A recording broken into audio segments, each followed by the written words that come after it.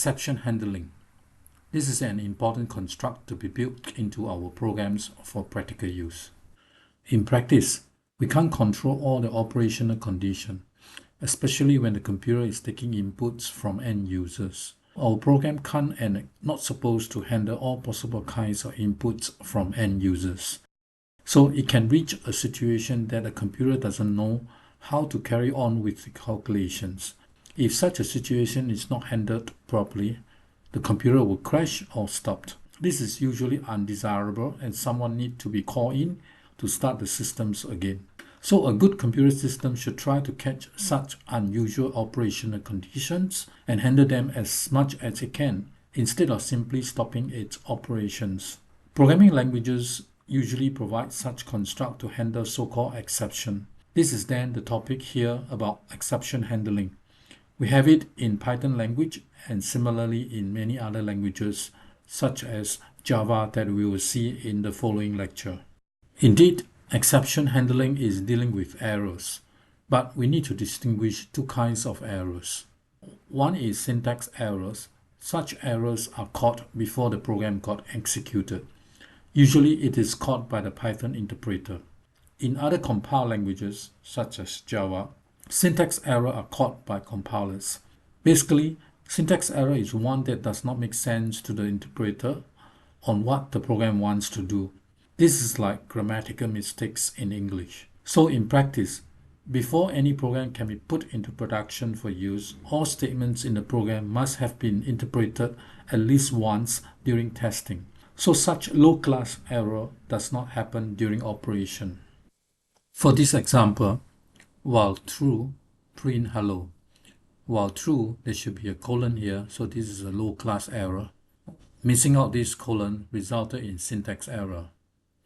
On the other hand, exception is more sophisticated. It happens during runtime or during execution. There is no syntax issue with the program.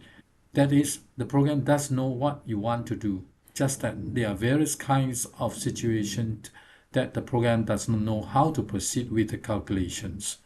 Example of such situation can be the common one of trying to divide a number by a zero to get zero division error, or trying to concatenate a string with a number to result in type error, or others like the name error, that a particular variable is not given a value but wanted to be used. Here are the codes that create all those errors. Zero division error.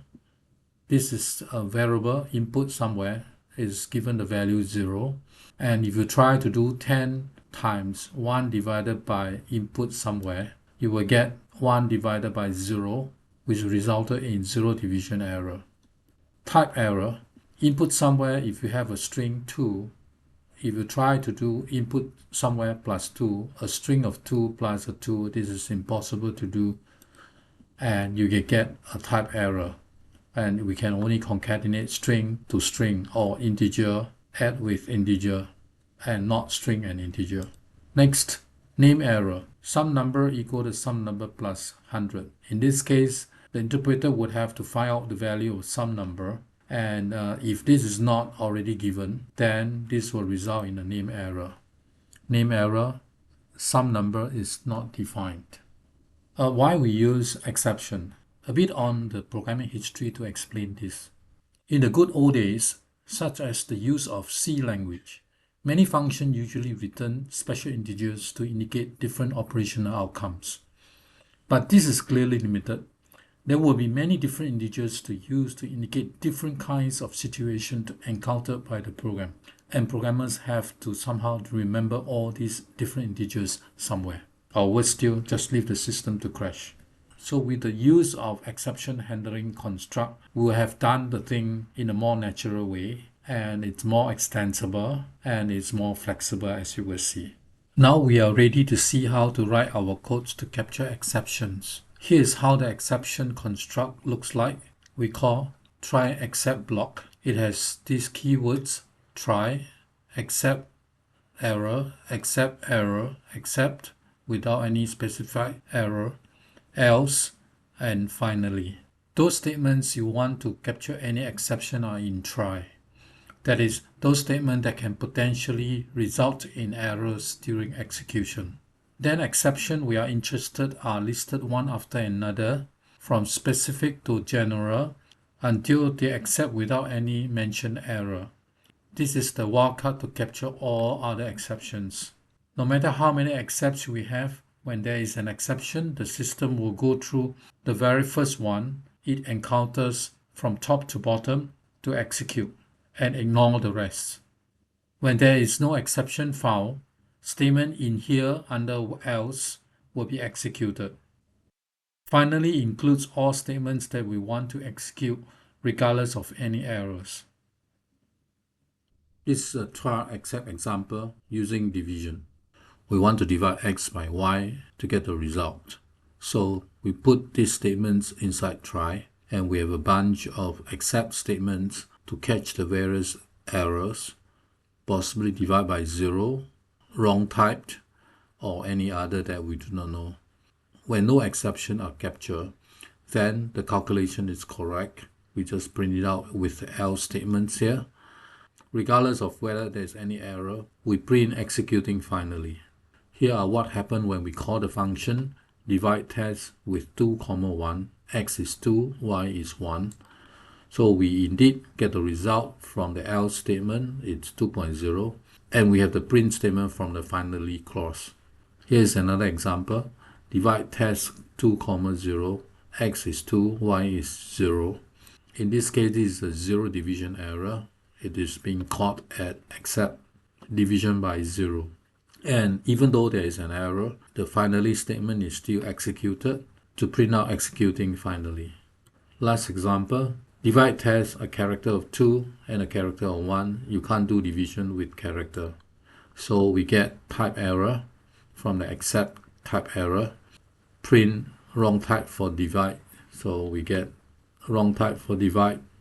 Again, regardless of this exception, we have to do the finally, print executing finally.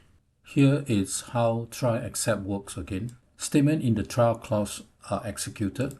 If an exception occurred, skip the rest of the statement in try clause to a matching except clause reading from top to bottom.